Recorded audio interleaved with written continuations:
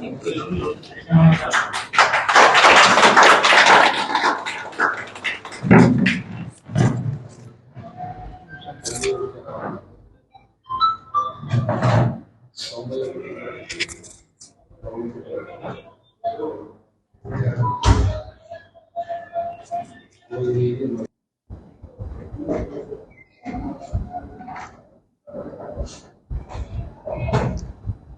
చంద్రబాబు నాయుడు ప్రొద్దుటూరుకి వచ్చినప్పుడు మా దాయాదులు మా నారాయణాన్ని మా చిన్నాయన కొడుకు సుధాకర్ యాదవ్ ఇంటికి పోవడం జరిగింది.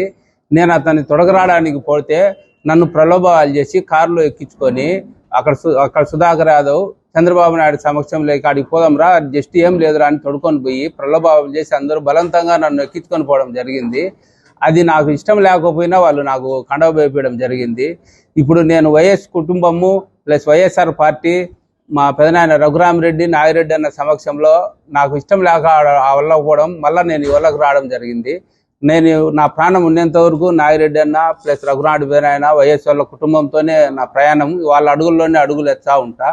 పోయిన వాళ్ళు కూడా వాళ్ళు ఇష్టంగా లేరు, వాళ్ళు కూడా ఎప్పుడైనా వచ్చేదానికి సిద్ధంగా ఉండరు.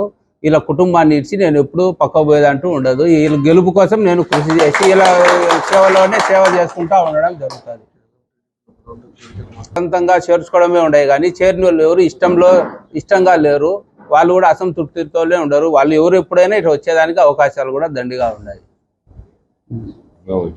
కృషి నేనంగా వచ్చే వాళ్ళని తొలగొచ్చేదానికి కూడా ప్రయత్నం చేస్తా. నా వంతు నేను ఎంతో కష్టపడి మా పెదనాయన్ని గెలిపించేదానికి ఎక్కువ తోడ్పడతాయి నాకు.